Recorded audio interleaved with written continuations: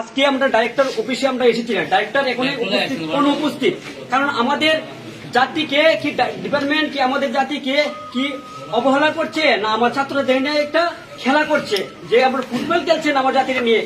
আমি বুঝতে পারছি না, আমাদের ত্রিপুরা রাজ্যে যারা ছাত্র আছে তপশিলি অন্তর্ভুক্ত জাগৃত হওয়ার দরকার যে আমাদের জাতির নিয়ে খেলা করছে, যে বারবার থাল বাহানা করছে যে ডিপার্টমেন্ট, যে বারবার আমরা আসছি, প্রায় 4-5 বার আমরা এসেছি, কিন্তু আমাদের যে প্রতিশ্রুতি দিয়েছে ডাইরেক্টর স্যার, যে প্রতিশ্রুতি আমাদের কাছে খিলাপ করেছে, আমাদের জাতিকে একটু অপমানিত করছে, যে বারবার নিগলিসি করছে আমাদের জাতিকে।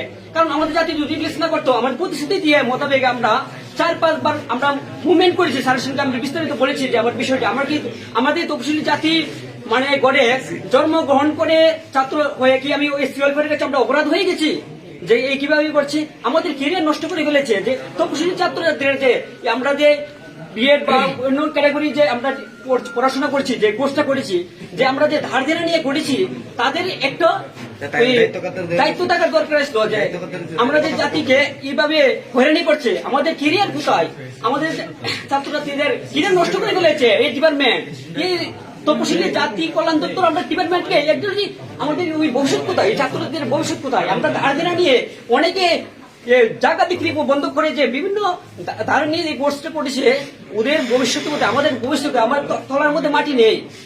তা আমরা আগামী দিন যে এ যদি সমাধান না হয়, আমরা বৃহত্তর আন্দোলনে সংগঠিত হবো।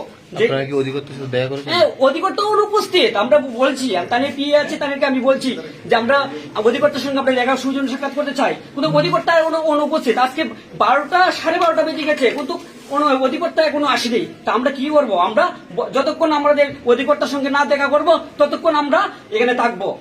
আমরা অধিকর্তার সঙ্গে দেখা করে আমরা কিভাবে কি সমস্যা, আমাদের তপশিলি যে ছাত্রদের কি সমস্যা, আমাদের কোন কি সমস্যা, এটা খতিয়ে দেখতে হবে, আমাদের দ্রুত সমাধান করতে হবে, নাইলে আমরা বৃহত্তর আন্দোলন সংগঠিত করব।